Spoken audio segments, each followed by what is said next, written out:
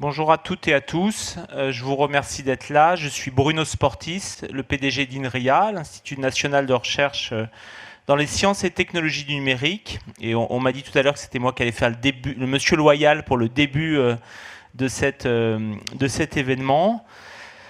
Alors, je vais d'abord faire une intervention. Je donnerai après la parole à Yann Bonnet au titre, tu as vraiment un très beau suite, Yann, au titre du campus cyber. Et puis ensuite à Bruno Bonnel, le secrétaire général pour l'investissement, que je remercie pour sa présence parmi nous. Donc, monsieur le secrétaire général pour l'investissement, cher Bruno, monsieur le représentant du président du campus cyber, cher Yann, monsieur le représentant de l'agence de l'ANSSI, je ne vais pas m'amuser à égrener l'acronyme que tout le monde connaît, cher Geoffroy, mon général, cher Marc, mesdames et messieurs les représentants des ministères, et notamment des ministères tutelle d'INRIA, monsieur le coordonnateur de la stratégie d'accélération en cybersécurité, cher Florent, mesdames et messieurs, chers collègues, je suis évidemment extrêmement heureux d'être parmi vous pour ce lancement officiel du programme de transfert au campus cyber. C'est en effet la concrétisation d'une belle dynamique qui a démarré il y a 2 ans avec la volonté de l'État de munir l'écosystème français de cybersécurité des infrastructures dont il a besoin, des dispositifs dont il a besoin pour avoir un impact, pour répondre aux enjeux de la cybersécurité. Le premier jalon de cette dynamique, c'est bien entendu cette belle aventure collective qui a été le campus cyber. Alors là, j'avais une private joke pour Michel Vandenberg, puisque j'étais censé lui dire que c'est un projet qu'il a mené avec enthousiasme depuis le début. Et je lui rappelais qu'INRIA avait été à ses côtés depuis le début et qu'il avait même eu l'occasion de côtoyer, même si ce fut sans lendemain, INRIA Real Estate. Je referme la parenthèse. À l'instar de Paris Santé Campus, qui a été impulsé par le président de la République il y a 2 ans et dont INRIA est également cofondateur, il était logique qu'INRIA, qui sait combien les dynamiques d'écosystème sont majeures pour le numérique, pour la tech, soit ici au campus cyber, aux côtés des entreprises de la cybersécurité. Un écosystème vit et s'incarne à travers des lieux totems, aussi autour de la machine à café. Et plus toutes les composantes de l'écosystème sont présentes, plus fort sera la dynamique de l'écosystème et son impact. Et c'est pour ça qu'il était majeur que le monde académique soit aussi présent ici au campus cyber. Et cette présence se construira bien entendu dans la durée. Lors du lancement du campus cyber, ça a été une longue dynamique, à l'été 2021, l'ANSSI et INRIA avaient également signé un partenariat stratégique et j'avais eu le plaisir et l'honneur de le faire avec Guillaume Poupard, dont je veux saluer l'action et tout le soutien qu'il a apporté à cette dynamique depuis le début. C'est le deuxième jalon de cette aventure. Il était en effet clé que la stratégie cyber s'inscrive aussi dans la vision globale régalienne que porte l'ANSSI. Et c'était aussi la concrétisation logique de liens qui avaient été tissés à travers une autre aventure que fut Tous Anti-Covid entre ANSSI, INRIA et d'autres partenaires, beaucoup d'acteurs de l'écosystème industriel français, au service de la gestion publique de la pandémie auprès de la Direction générale de la santé. Et les enjeux de cybersécurité et de privacy aussi avaient été absolument critiques dans ce projet. Le troisième jalon de cette aventure collective, c'est bien entendu le PEPR Cybersécurité, le Programme national de recherche en cybersécurité, dont le pilotage a été confié conjointement, il y a maintenant plus d'1 année, au CEA, au CNRS, dont je salue les représentants, et à INRIA. Son lancement, le lancement du PEPR, a eu lieu ici. C'était normal, c'était emblématique. Il y a quelques semaines, je tiens à saluer tous les porteurs de projets du PEPR. De nombreuses universités sont également associées à ce PEPR, bien sûr, une vingtaine, je crois, mais je pense notamment à l'Université de Rennes, à l'Université Paris-Saclay, à Paris Sciences Lettres ou encore à l'Université Grenoble-Alpes. Et ce programme national de recherche va permettre à la communauté académique française de la cybersécurité d'avancer sur les projets, on va dire des projets de fond, de long terme, mais aussi au contact des besoins de la communauté industrielle. Et donc, le dernier jalon de cette dynamique, c'est le programme de transfert au campus cyber qui a été conçu dès le début comme une infrastructure au service de l'accélération des projets de la communauté de la cybersécurité. Il était normal qu'il s'incarne ici, au campus cyber, mais aussi en région, où des répliques du campus cyber sont en train de voir le jour à Bordeaux, à Lille, à Rennes et dans d'autres régions. Et je tiens à remercier Hubert Duhaut et son équipe pour l'énorme travail de conception et d'opérationnalisation qui a été mené. Le sujet, c'est évidemment de délivrer. Ce n'est pas les transparents ni le papier. Alors, c'est un objet d'un type, nous en parlions tout à l'heure, cher Bruno, d'un type qui est complètement nouveau, où l'État a su innover et a su prendre des risques pour faire un pas de côté par rapport aux logiques usuelles qui peuvent souvent conduire, même si ce n'est pas l'intention, bien sûr, à la fragmentation, au take the money and run et à l'absence de pilotage stratégique. Là, ce que l'on construit, c'est une usine à projet. Ce n'est pas un guichet, c'est une infrastructure à même de co-concevoir, d'accélérer, de détecter, d'enrichir des projets. Et donc c'est bien dans l'esprit de ce que les anglo-saxons, notamment les Américains, ont avec des agences de type recherche avancée. Et je tiens vraiment à remercier l'État, je tiens à remercier des personnes qui ont joué un rôle clé, comme Antoine Darod, lorsqu'il était directeur de cabinet de Cédrico à Bercy, Géraldine Levaux dans d'autres fonctions, mais qui maintenant poursuit sa brillante carrière dans d'autres endroits, qui dans leurs fonctions passées ont su, avec le SGPI, franchir le gué et changer de paradigme pour qu'on essaye d'autres modes d'action en faisant confiance à un acteur public, à un opérateur mandaté pour le compte de tout l'écosystème académique pour opérer un dispositif de ce type. L'objectif du programme de transfert au campus cyber, c'est d'amplifier les dynamiques de transfert en cybersécurité, évidemment pour augmenter l'impact économique de ce qui est fait dans la recherche publique, qui est très haut niveau, pour notre tissu industriel, pour le tissu industriel français, et c'est bien entendu l'enjeu de la souveraineté numérique qui est en arrière-plan. Les outils du programme de transfert correspondent à toutes les voies de transfert. Elles seront présentées tout à l'heure par Hubert Duhaut, le directeur exécutif du programme. Évidemment, la recherche partenariale publique-privée entre laboratoires de recherche publique et entreprises. Évidemment, le transfert technologique via des plateformes technologiques, essentiellement des plateformes logicielles, le soutien à l'entrepreneuriat technologique issu de la recherche publique, la formation continue, notamment sur la base de technologies ouvertes, open source, issues de la recherche publique, à destination du tissu industriel national. Et derrière tout ça, il y a évidemment l'enjeu de la mobilité des compétences qui balaye toutes ces dimensions et qui, je pense, est le plus important en matière de transfert. Je vais m'arrêter là. Le changement de paradigme, cher Bruno, c'est aussi de penser le transfert d'abord par l'impact économique et non par la vision des euros qui pourraient être issus éventuellement des opérations qui sont lancées. C'est majeur pour qu'on ait des outils efficaces de transfert. Et là aussi, je tiens à saluer l'évolution de l'État et du secrétariat général pour l'investissement. L'autre spécificité du programme de transfert, c'est la dynamique collective qui doit guider son action. INRIA va en effet opérer le dispositif pour le compte de ses partenaires, pas pour lui-même. Et le programme de transfert est à voir comme un bras armé du secrétariat général opérationnel qu'opère INRIA pour le compte d'une politique publique, pour le compte du SGPI. C'est un nouveau rôle pour un institut national comme le nôtre, bien entendu en complément de notre socle d'institut de recherche, qui est notre légitimité et notre cœur d'activité. Nous allons apprendre en marchant, en faisant vivre les outils de gouvernance qui ont été imaginés, sur lesquels il va falloir récolter des retours d'expérience pour éventuellement les faire évoluer, pour qu'ils répondent à l'exigence d'impact. Cher Bruno, un tel programme engage INRIA et tu as mon assurance, comme tous nos partenaires, que INRIA travaillera pour le collectif.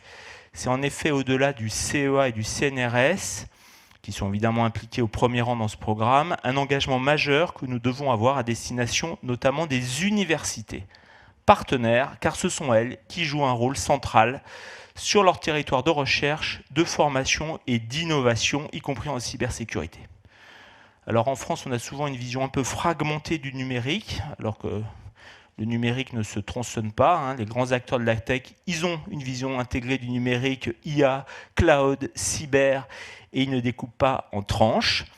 C'est évidemment important qu'on ait aussi cette vision dans le cadre du programme de transfert, notamment sur les liens avec l'intelligence artificielle, hein, qui permettent de fournir des outils de supervision, de détection automatique, de réponse aux attaques, sur la capacité à aller concevoir une IA qui soit sécurisée et qui ne soit pas qu'on ne puisse pas corrompre en apprentissage ou en exploitation.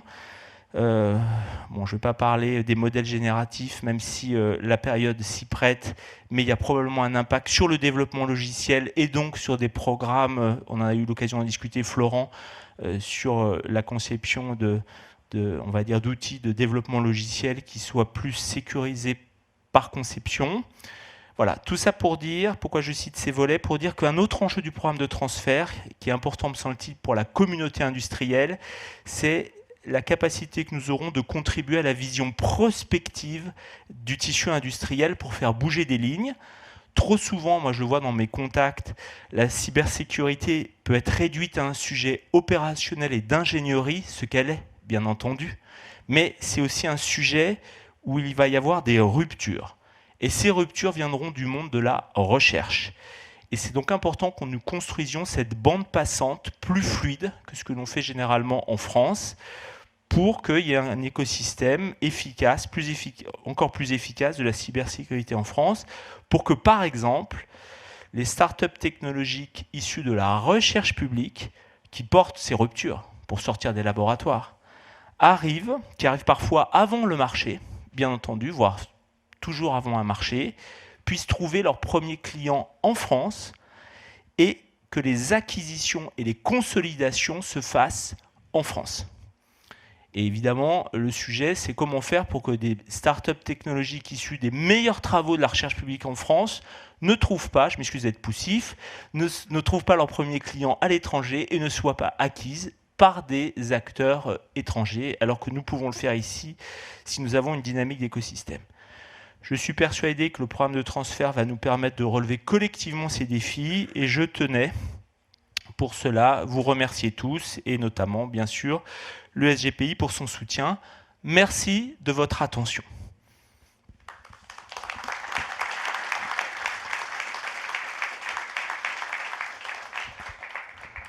Alors Yann, je crois que la parole est à toi.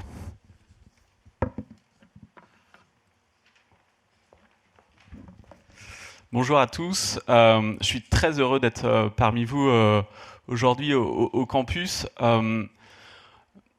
Voilà, l'aventure du campus, elle a commencé en 2019. Ça a été impulsé par le président de la République, une mission qui a été confiée à Michel Vandenberg. À l'époque, je l'avais accompagné. Dans la conception du campus, on est parti du constat que le risque cyber augmentait. Je ne vais pas vous abreuver de chiffres, mais voilà, une attaque toutes les 10 secondes au niveau mondial, 5500 milliards, c'est le coût de la cyber en 2019, une PME sur deux, là en France, qui se fait rançonner, fait faillite au bout de 18 mois. Quand j'étais à l'Annecy, j'ai pu voir que voilà, quand on a des hôpitaux qui sont attaqués, dans la minute qui suit, les infirmiers, les infirmières savent plus, ou les médecins savent plus ce qu'ils ont prescrit. Donc notre société est devenue dépendante du numérique pour plein de bonnes raisons, mais il faut qu'on sorte de cette naïveté et on a besoin de confiance. Et voilà, face à ce constat, avec Michel, avec Guillaume, avec Bruno, je me souviens d'échanges, on a essayé de concevoir ce lieu en essayant de faire le maximum levier sur l'écosystème, dans sa diversité. Et ça, je reviendrai là-dessus. Parce que je pense que c'est une spécificité par rapport à d'autres endroits ailleurs dans le monde. On a 3 missions, j'en profite pour représenter un peu le campus. On a 3 missions au niveau du campus cyber, qui sont en premier les talents. On est en pleine pénurie de talents, 15 000 postes non pourvus, c'est plus de 3 millions au niveau mondial. Donc on doit attirer des nouveaux talents. Pour le monde de la recherche, pour le monde industriel, pour les acteurs publics, pour tout le monde. Attirer des talents féminins notamment. On se prive de la moitié des cerveaux. On n'a que 11% de talents féminins actuellement dans le cyber. Il n'y a aucune raison à ça. Donc il faut qu'on change. On a besoin de geeks à capuche, un peu comme moi, mais pas que. Et donc, voilà, on va travailler l'image pour montrer tout le sens qu'il y a derrière les métiers de la cyber. Donc ça, c'est un point énorme et faire en sorte que notre pays soit en capacité de massifier ses compétences dans le domaine. La deuxième mission, c'est la recherche, c'est l'innovation. Et ça a été conçu dès le départ dans le dispositif. C'est essentiel. Ça fonctionnera que si on arrive à vous faire venir, vous, chercheurs, vous, représentants des différents acteurs de la recherche en France, pour essayer d'avoir toujours un coup d'avance par rapport à ceux qui nous attaquent. Chercher la rupture. On a plein de sujets sur lesquels on est en train de travailler. Tu parlais tout à l'heure. On est aussi un lieu transdisciplinaire ici, parce qu'on travaille beaucoup sur les sujets de data science, en IA, sur des sujets un peu plus lointains, le post-quantique. Donc voilà. Et la troisième mission du campus, c'est aussi tout simplement les opérations. Ici, on a la chance d'avoir l'Intercert, ce qu'on appelle l'Intercert. Donc on a des acteurs ici qui répondent aux attaques. Donc c'est un lieu qui est ouvert, qui semble très ouvert, mais qui est très sécurisé à certains endroits et qui permet de répondre 24 heures sur 24, 7 jours sur 7 aux attaques. Alors aujourd'hui, on est complet. On est récent, on a ouvert il y a juste un an. On a plus de 270 organisations, publiques comme privées. L'ANSSI, le ministère de l'Intérieur, le ministère de la Défense, le ministère de l'Éducation, de l'Enseignement supérieur. Et plein d'acteurs privés, des startups à des très grands groupes. Et ça, c'est une autre spécificité du campus, c'est qu'on n'a pas que des purs players de la cyber. On a par exemple la moitié du CAC 40. Et ça, c'est extrêmement important parce que c'est quand même aussi eux qui drivent le marché, qui sont les prescripteurs. Le programme, il est clairement soutenu dans la stratégie d'accélération qui avait été annoncée par le gouvernement. Et je tiens vraiment à remercier le secrétaire général du SGPI. Voilà, sans France 2030, on ne pourrait pas faire tout ce qu'on est en train de faire ici. Et c'est important pour notre pays. Quelques spécificités. Ce qu'on a essayé de faire ici, c'est vraiment essayer de faire en sorte que ça soit un écosystème le plus fertile possible. Alors c'est joli. Mais derrière, en fait, on a essayé de traduire ça dans la gouvernance, qui me semble assez saine. Je vais essayer d'expliquer.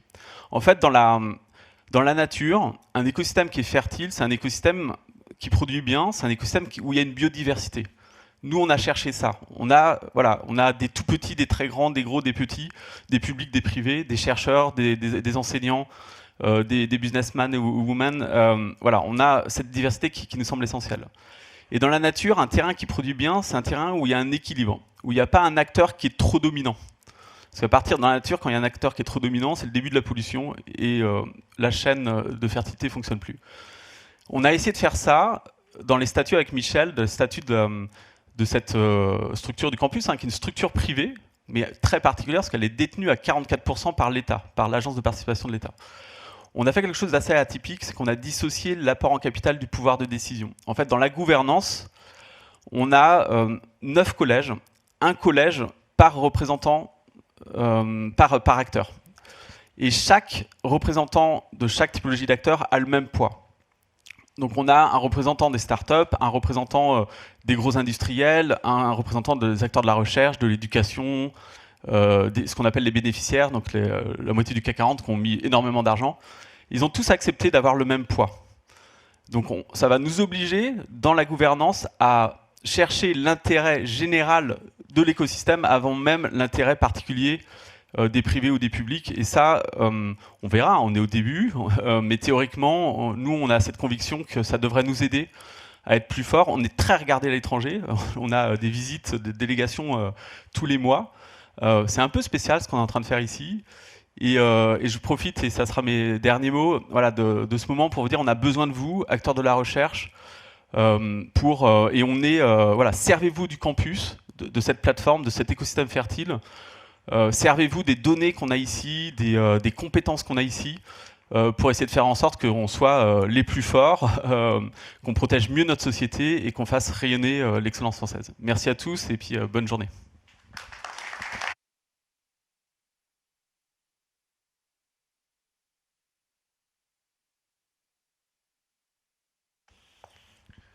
Je donne maintenant la parole à M. Bruno Bonnel. Merci, bonjour à tous. Je suis ravi d'être là, bien sûr, voir que France 2030 se concrétise aussi par des réalisations rapides, puisque c'est il y a que quelques mois que nous avons mis en place tout ça, et on voit que ça mûrit. Ravi d'être là pour ce programme de transfert qui est critique. C'est une semaine numérique. Vous savez, France 2030, c'est assez holistique. Il y a beaucoup de matières.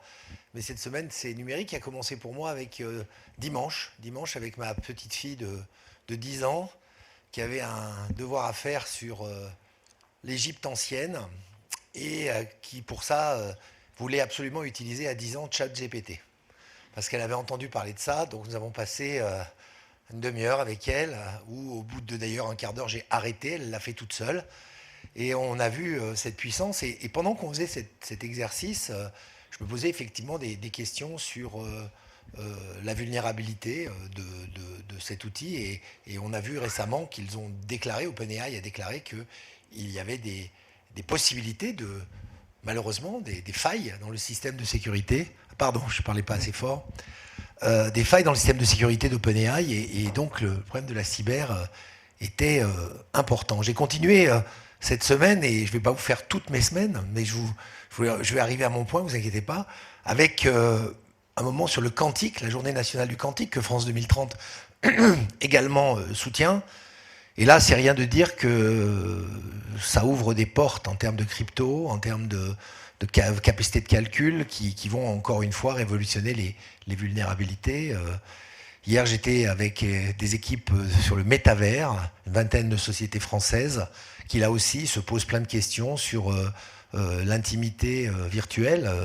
Jusqu'où va-t-on aller, des vraies réflexions intéressantes. Et j'ai été également avec une IRT qui s'appelle Systemix et qui fêtait ses 10 ans et dont la nature, c'est la transformation numérique des entreprises, donc avec les problèmes également de cybersécurité. Donc vous voyez que je voulais vous symboliser que dans tous ces domaines du numérique, Bruno a rappelé, qui est un continuum en fait, qui est une espèce de métamorphose de notre société et même de notre humanité, puisqu'on passe de l'homo sapiens sapiens à l'homo sapiens numéris, de la même manière que nous protégeons depuis des siècles sur le plan de notre physiologie, on va devoir nous protéger à la fois individuellement et collectivement d'un autre corpus qui va faire partie en fait des êtres humains du futur, qui est notre corpus de data, notre corpus numérique et notre navigation dans ces mondes numériques qui sont devenus absolument indispensables.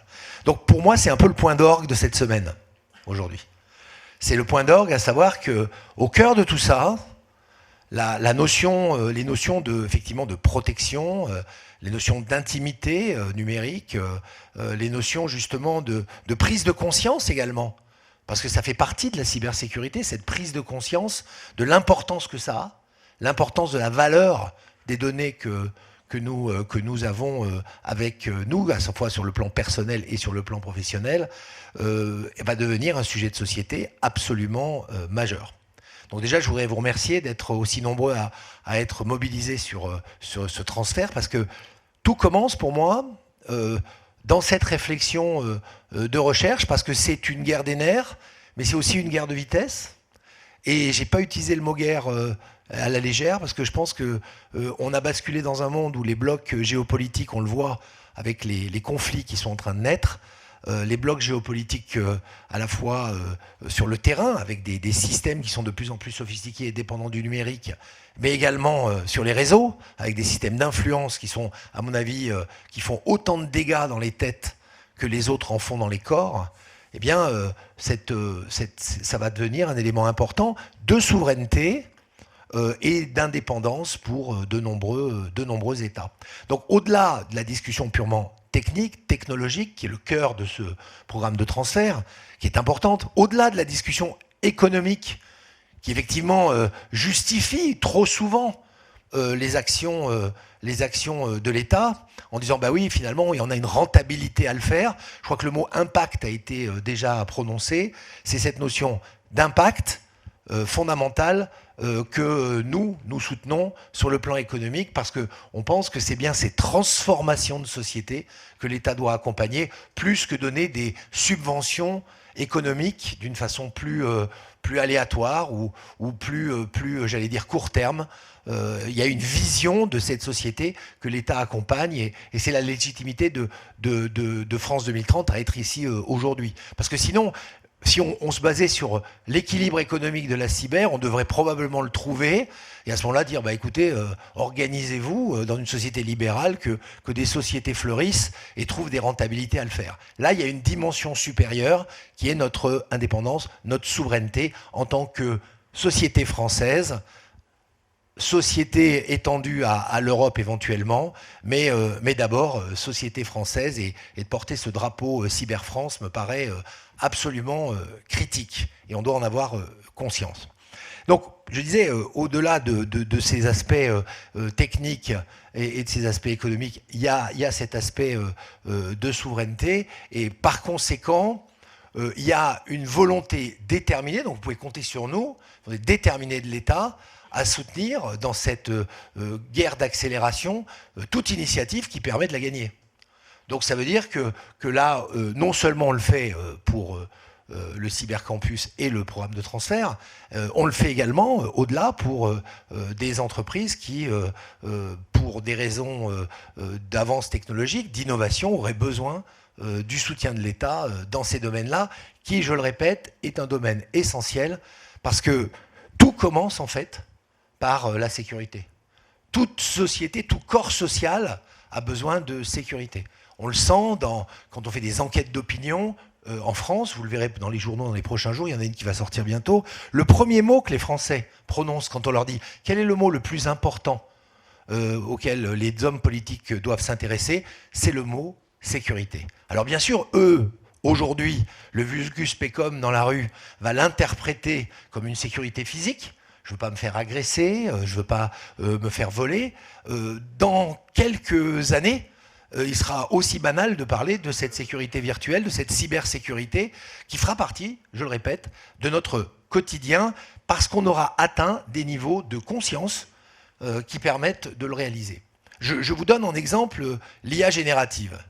Jusqu'à il y a quelques semaines, tout le monde parlait de l'IA comme un domaine de spécialistes. Et nous, collectivement, étant normalement érudits dans ces domaines, on parlait de l'IA, effectivement, intelligence artificielle, ses évolutions. Moi, je suis de l'époque des systèmes experts, si vous voulez. Donc, j'ai fait un long chemin, et effectivement, l'IA était encore très conceptuelle. Depuis dimanche, et que j'ai vu ma petite fille de 10 ans utiliser l'IA générative, quand vous avez vu les journaux faire des unes sur ces drôles de machines qui étaient capables d'écrire des poèmes, des recettes de cuisine, ou de vous faire un rapport, ou de passer le bac, voire des diplômes du supérieur sans aucun problème, le grand public a switché, et aujourd'hui se dit, mais ces drôles de machines vont faire maintenant partie de notre quotidien. Eh bien, la cybersécurité, c'est pareil. Il va y avoir un moment, nous ne sommes pas loin, où on entend parler des attaques contre les hôpitaux, on entend parler des attaques sur les PME, vous en avez cité plusieurs exemples, on entend parler même de situations plus dramatiques. Florent me racontait qu'il y a des clés USB qui explosent maintenant quand on les connecte à des ordinateurs à distance. Il y a comme ça presque des romans de science-fiction. Mais James Bond va venir du quotidien. Et là, vous, collectivement, avez un rôle fondamental d'être un peu ces gardiens, ces vigiles, ces vigies de cette situation, parce qu'il ne faut pas tomber dans la parano, mais il faut vraiment tomber dans la vigilance. Et il faut vraiment que ça devienne des réflexes naturels. Je suis surpris quand nous donnons beaucoup d'argent à des centres de connaissances, à des centres de recherche par exemple, de voir la négligence vis-à-vis de la sécurité. Je suis vraiment surpris, où assez facilement, on dépense des dizaines de millions dans des domaines de recherche pointus, et où je découvre que des ordinateurs sont laissés ouverts sur les tables à la pause déjeuner. Ça, c'est la base de la cybersécurité, hein, au moins fermer votre ordinateur, mais jusqu'à effectivement laisser des réseaux ouverts, avoir des mots de passe banalisés et tout pas travailler encrypté, utiliser des réseaux qui, de notoriété publique, sont des réseaux qui sont complètement ouverts à des puissances étrangères pour communiquer des données qu'on pourrait qualifier de sensibles. Bien, ce réflexe-là va devenir un réflexe naturel, tout comme nous nous protégeons de virus biologiques, tout comme nous faisons attention et nous mettons des masques s'il y a une épidémie, etc., etc., etc.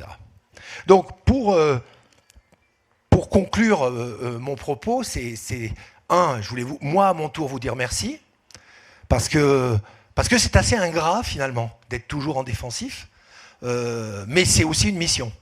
Et je pense que la cybersécurité a ceci d'intéressant, c'est que le travail que vous faites, il a à la fois une valeur de métier, d'expertise, d'où le transfert, d'où la collaboration avec les chercheurs, essentielle pour moi, commence beaucoup à ce niveau-là, surtout dans l'accélération qu'on voit.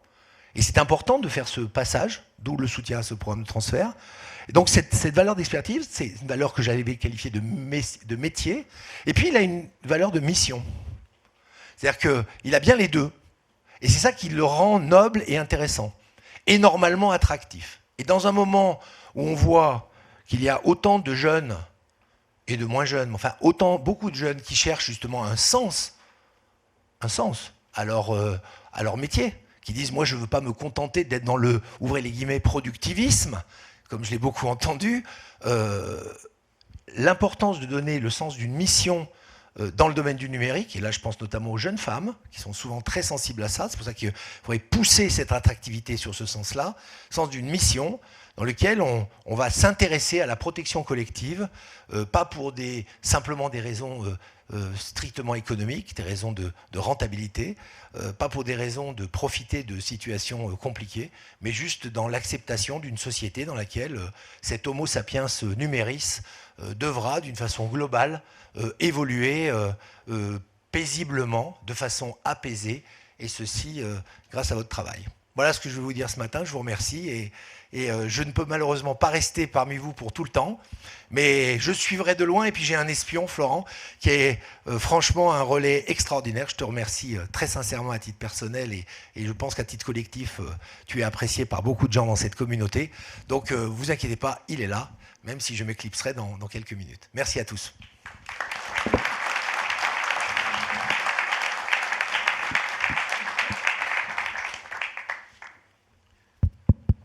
Merci beaucoup, monsieur le secrétaire. Maintenant, on va rentrer dans une phase un petit peu explicative, de présentation du programme de transfert au campus cyber. Alors, je pense que je dois avoir un slide qui va bien. Voilà.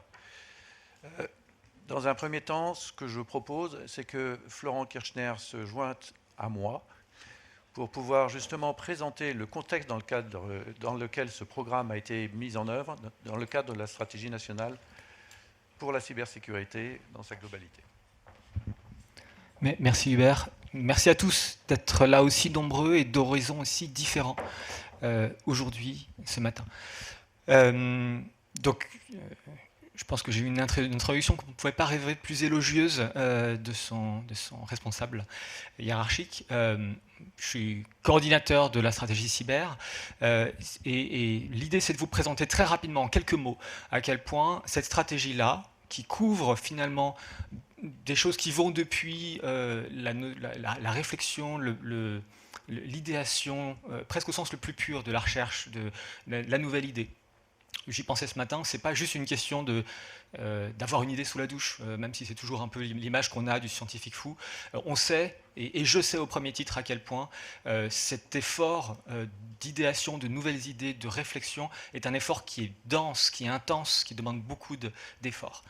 Et donc cette communauté-là est présente dans la stratégie, et elle est présente aux côtés de beaucoup d'autres communautés qui vont jusqu'à, à la fin, au-delà de l'idéation, les gens qui sont les pompiers, les infirmières du numérique, les gens qui sont aux côtés des systèmes, des infrastructures, des citoyens, lorsque les choses ne vont plus. Et ce qui est clé dans la stratégie cyber, c'est que justement, elle s'intéresse à l'intégralité de cette chaîne finalement, qui est une chaîne complexe, avec des temporalités qui sont extrêmement différentes, on en reparlait ce matin, cher Bruno, et qui sont importantes à pouvoir coordonner et à agencer ensemble. Alors en plus de cette chaîne-là, on a la chance de pouvoir s'appuyer sur un certain nombre d'actions qui sont très transverses. Et au premier titre, forcément, l'action du campus cyber, qui effectivement est un pilier important finalement de cette stratégie et de la façon dont on incarne ces lieux, ces échanges-là entre nous, au sein de cette communauté, au sein de ces différentes temporalités. Le campus cyber, donc un des axes transverses. À ses côtés, un deuxième axe transverse, c'est le soutien à l'entrepreneuriat. Et j'ai vu Aurélie arriver il y a quelques minutes. La capacité finalement à accompagner, en particulier dans le cadre des démarches d'incubation et d'accélération, les créations de start-up et leur développement finalement, comme un élément clé finalement de l'écosystème et de cette dynamique-là de stratégie. Troisième élément, on en a parlé aussi rapidement et on voit bien à quel point ça s'incarne très largement dans la stratégie et dans les différents outils de la stratégie, les questions de la formation. Au sens très large, formation non seulement initiale, mais aussi la formation continue, mais aussi la capacité à remplir ces formations et donc à sensibiliser les bonnes personnes au bon moment, y compris très jeunes, dans le cycle de ces formations-là. Et puis dernier élément, certainement pas le moins important, transverse, notre capacité à remettre en commun, à repartager des données, des expériences, de la connaissance, à travers l'intégralité de ce cycle que je viens de décrire depuis la recherche jusqu'à la mise en opération. Et donc à ce titre-là, et je vais m'arrêter là, à ce titre-là, le rôle du programme de transfert du campus cyber, et on a fréquemment échangé sur le sujet, il est dans ce rôle finalement assez central à travers ces différents éléments. Vous allez retrouver finalement dans le programme et dans les présentations qu'Hubert va faire dans quelques minutes, des éléments qui ont trait finalement à ces questions de support à l'entrepreneuriat, d'échange avec l'écosystème recherche et de support à la recherche, d'échange avec l'écosystème de formation et de support à la formation. Vous allez retrouver beaucoup de ces éléments-là. On est très content de pouvoir lancer, et je suis à titre personnel très content de pouvoir lancer le programme de transfert aujourd'hui. Un grand merci à tous ceux qui ont œuvré, et ça a été long, vous avez vu, c'est des choses qui ont demandé du temps à être mises en place, mais on a pris le temps de faire les choses comme il fallait. Un grand merci à vous qui avez œuvré à mettre en place ce programme. Et je te rends la parole. Merci. Merci Florent.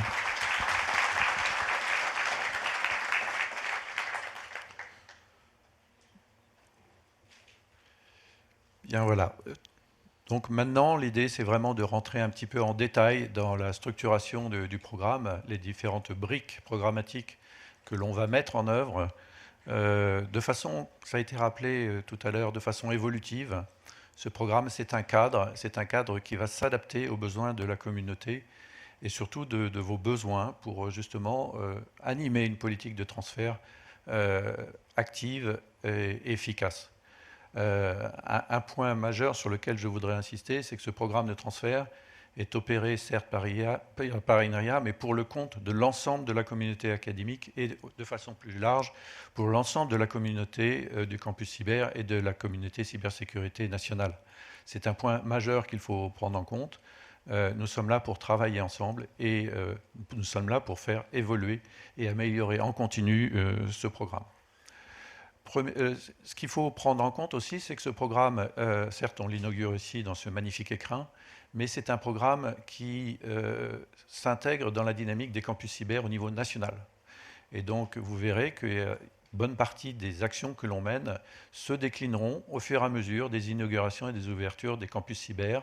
Le premier inauguré a été Bordeaux, le prochain, la semaine prochaine, c'est Lille, il y en aura d'autres, et c'est bien dans cette dynamique que l'on doit penser le programme. Et vous-même, je pense que vous n'êtes pas tous obligatoirement du territoire Île-de-France. Il y a des projets qui émergeront et qui seront implantés, qui se développeront dans les autres régions que la région Île-de-France. Les enjeux et orientations du programme de transfert, c'est justement là-dessus sur lequel je veux vraiment insister. C'est vraiment le dynamique d'une dynamique collective au sein de la communauté, de cette communauté prise au sens large, comme je viens de la présenter, avec pour objectif vraiment un impact effectif reposant sur une plus grande implication, un développement, j'allais dire, d'une culture de l'échange entre le monde de la recherche et le monde de l'industrie pris au sens large, bien sûr, depuis la start-up à la PME, l'ETI ou au grand groupe. Et c'est justement une grande valeur ajoutée que l'on peut avoir dans un environnement comme le campus cyber, c'est d'accéder à l'ensemble de cette communauté et de détecter, de porter, de développer des projets à forte valeur ajoutée autour de 2 grands axes. On les présentera tout à l'heure. C'est le déploiement de projets de recherche partenariale et de projets de transfert. Mais surtout, dans une prise en compte majeure, on voudrait faire passer ce message. Le programme de transfert, ce n'est pas un guichet. C'est un accélérateur d'émergence de projets. Si vous avez des projets, on va y revenir tout à l'heure en présentant la logique des appels à projets en continu. Si vous avez des projets, venez nous voir, on vous aidera à les monter, on vous aidera à les structurer. Si ce n'est pas le programme de transfert qui les finance, on trouvera peut-être de l'argent ailleurs. Donc l'idée, c'est vraiment d'être dans cette logique d'accélérateur, que ce soit pour les projets de recherche, les projets de transfert, j'y reviendrai, pour les projets d'entrepreneuriat, ou voire les projets de formation. La structuration, c'est 2 grands volets, 2 grandes parties, telles qu'on l'a cadré dès le début. Donc ces projets de recherche et de transfert que je vous ai présentés, on va rentrer dans le détail, je demanderai tout à l'heure à Michel Moni de faire un petit peu de présentation détaillée. Et un volet formation, entrepreneuriat, service à la communauté. Sur le volet formation, c'est le développement de nouvelles formations en cybersécurité, et surtout le développement de contenu en lien avec toute la communauté académique et surtout la communauté universitaire, qui est le premier opérateur, bien sûr, de formation. Un volet sur le soutien à l'entrepreneuriat technologique, j'y reviendrai tout à l'heure, et la mise en œuvre de prestations. Je rappelle que dans notre programme, en début d'après-midi, il y a donc l'inauguration du Fab Lab au campus cyber et l'organisation d'ateliers pour bien commencer à organiser et à implémenter la mise en œuvre de cet outil en lien et en articulation avec l'ensemble de la communauté. Je voudrais à ce moment de ma présentation demander à mon équipe de me rejoindre pour que chacun les connaisse. Donc Rodrigue, si vous pouvez venir autour de moi, on va pas s'asseoir, mais on va rester debout. Rodrigue Germani, qui est donc mon adjoint, et beaucoup d'entre vous le connaissent puisqu'il m'a rejoint depuis le mois de juin. Michel Moni, donc directeur de recherche à l'INRIA, qui est devenu depuis tout récemment, janvier, le coordonnateur justement des projets de recherche et transfert, à qui je demanderai justement de présenter cette logique d'appel à projet. Stéphane Plichon, qui vient du monde industriel et qui est en charge du volet accompagnement technologique des startups. Il fait vraiment le lien justement entre l'articulation entre le monde industriel et les équipes de recherche. Agnès, qui arrive aujourd'hui, en provenance, qui est ingénieur de recherche au CNRS et qui nous accompagne maintenant sur la mise en place justement de toute la partie ingénierie pédagogique et le développement de toutes les formations en cybersécurité. Et je le rappelle, avec l'ensemble des partenaires. Et Éléonore, que beaucoup d'entre vous connaissent, puisqu'elle nous aide à opérer le site et surtout à structurer, à vous accueillir pour que vous puissiez utiliser le dispositif que je vais vous présenter tout à l'heure. Je vous propose maintenant de... Non, Michel. C'est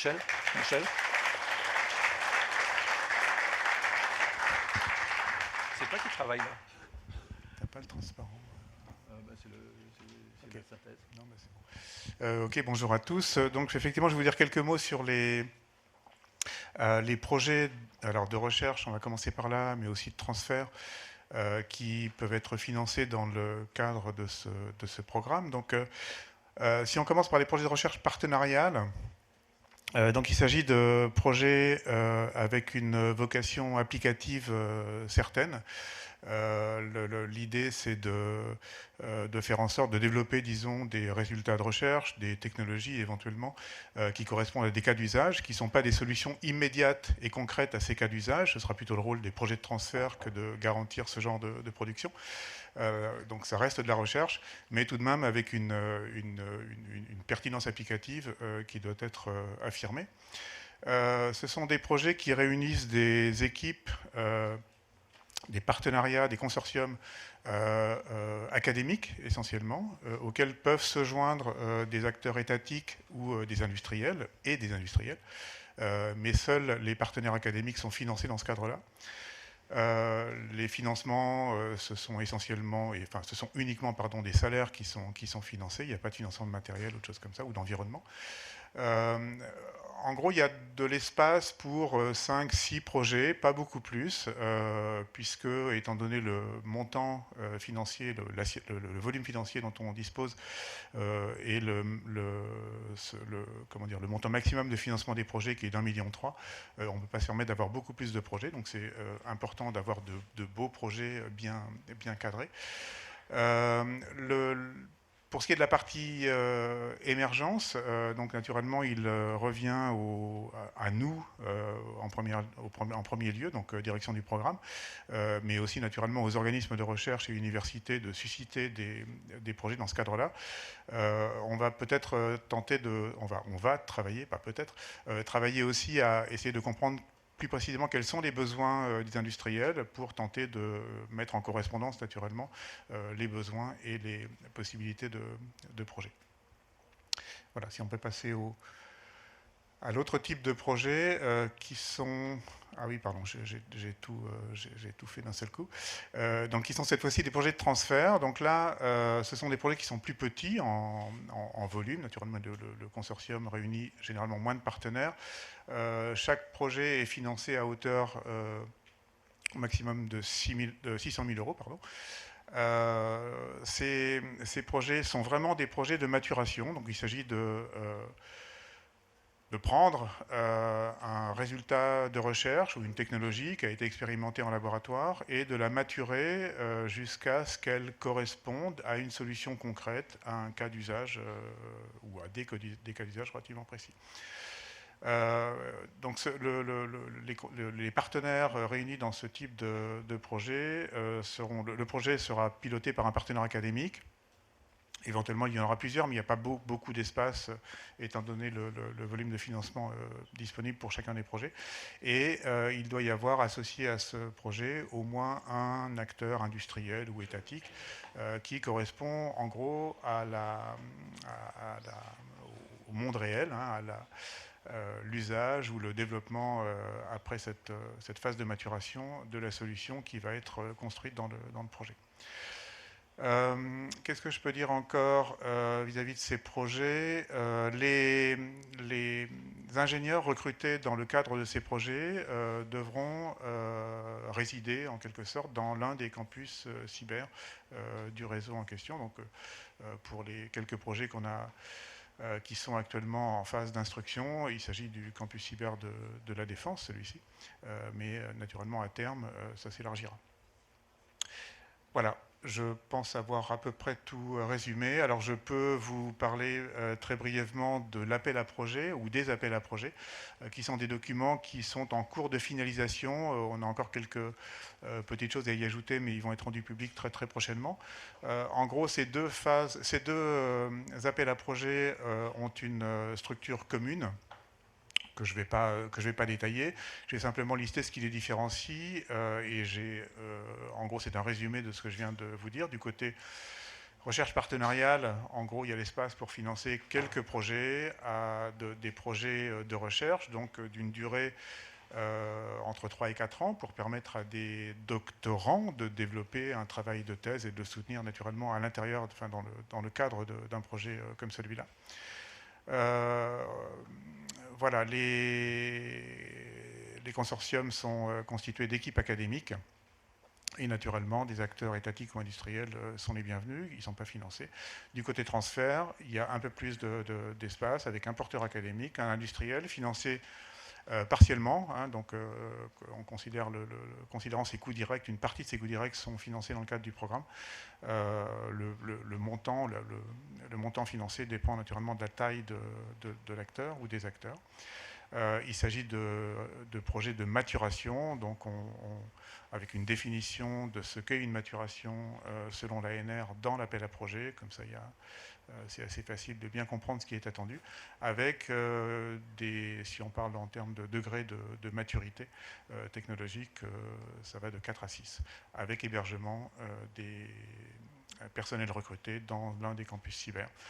Tout ce joli monde, donc les acteurs des projets de recherche et ceux des projets de transfert contribueront à l'animation scientifique du programme et du campus cyber en totalité. Voilà. Merci. Je voudrais compléter cette présentation. Donc, les appels à projets sont disponibles maintenant et accessibles aussi sur site internet. Ils ont une petite évolution, mais vraiment à la marge. Et je pense que ce qui est important, c'est de prendre en compte qu'à l'occasion de cette journée de lancement, nous lançons vraiment officiellement cet appel à projet, qui est un appel à des appels à projets, puisqu'il y en a deux, les deux appels à projets qui sont des appels à projets en continu, je le rappelle, il n'y a pas de date limite, c'est sur la durée du programme. Donc il faut bien le prendre en compte. Si je reviens ici, justement, c'est sur le mode de structuration, d'émergence et de sélection des projets. Je reviens dessus pour réinsister sur le fait que nous reposons sur la communauté scientifique, la communauté universitaire, pour justement faire ce travail d'émergence de projet.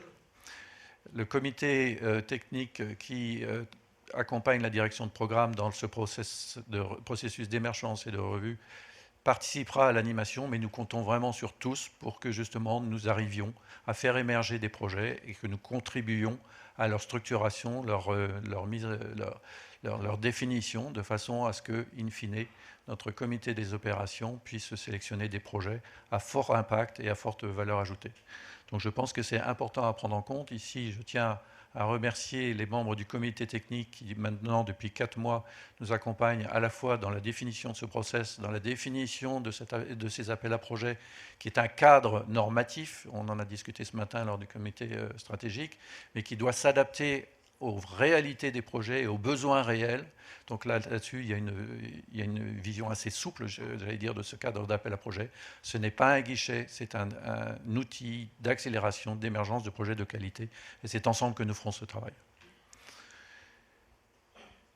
Maintenant, je voudrais passer à la deuxième partie du programme tel que je vous l'ai présenté tout à l'heure, un volet formation. Donc ici, c'est un volet formation essentiellement à base de développement de nouveaux contenus de formation à destination de la cyber, en assurant un transfert des connaissances du monde de la recherche vers le monde, notamment vers le monde universitaire, pour développer des formations deep tech spécialisées dans le domaine de la cybersécurité à destination principalement du monde de l'entreprise.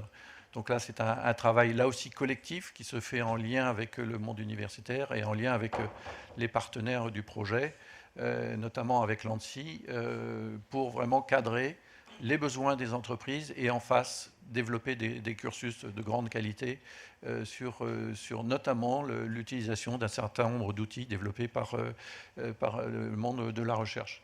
Donc plusieurs formats, connaître l'état de l'art dans le numérique, des formations courtes d'une certaine façon, des formations courtes à destination plus spécifiquement des ingénieurs et des docteurs, et là c'est de maîtriser les technologies numériques et notamment les logiciels open source qui sont développés par les organismes de recherche, vous connaissez Scikit-Learn ou autres, qui commencent à avoir des applications dans le domaine de la cyber. On a fait une première présentation de cet outil en décembre dernier. Et puis après, dans le cadre notamment de notre implication dans l'EDIH, et une diffusion de ces formations en complément de conseils apportés aux entreprises.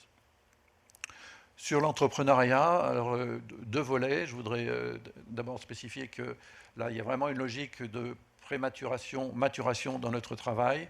INRIA développe un concept et un programme qui s'appelle INRIA Startup Studio, qui est une logique de pré-incubation de projets qui accompagne les scientifiques des équipes de recherche sur la découverte et une implémentation d'une trajectoire d'entrepreneuriat à partir, bien sûr, des sujets sur lesquels ils travaillent au sein des laboratoires. Et donc là, l'idée, c'est de renforcer justement l'émergence de nouveaux projets autour de ces scientifiques qui se découvrent une appétence pour l'entrepreneuriat. Et bien sûr, ce programme est un programme à la destination de tous les partenaires, puisque c'est déjà comme ça qu'INRIA Startup Studio fonctionne depuis de nombreuses années. Il y a un autre volet, et là je salue Aurélie Claire qui nous a rejoint tout à l'heure. On travaille donc en lien avec le Cyber Booster qui lui justement opère un incubateur, j'allais dire vraiment on est en post-CABI, c'est les premières instanciations du développement de l'entreprise.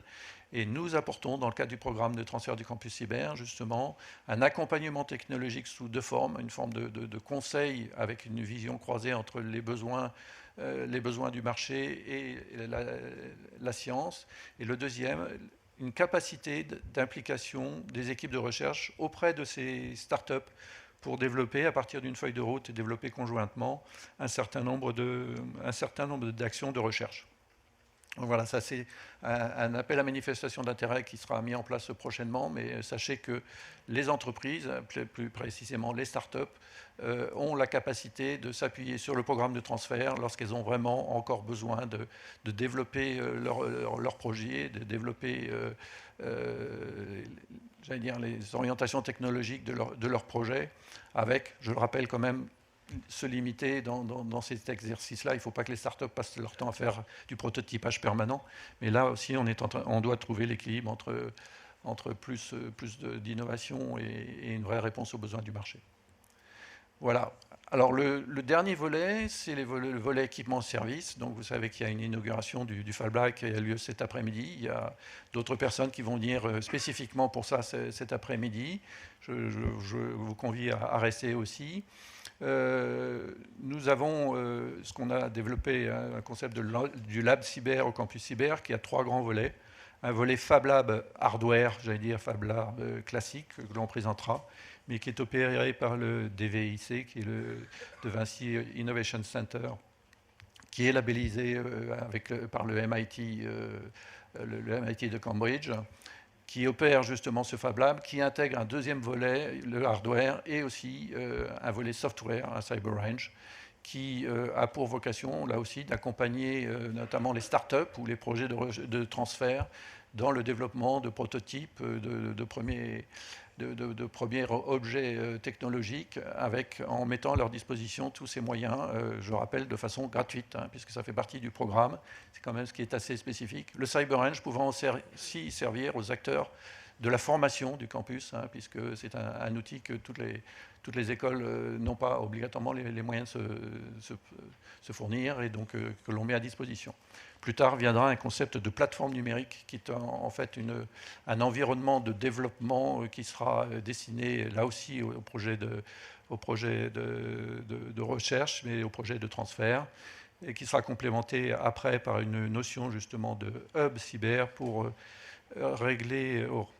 tenter de régler les problématiques d'accès aux données et de transfert de données pour justement tester les solutions qui seront, j'espère, développées dans le cadre du programme.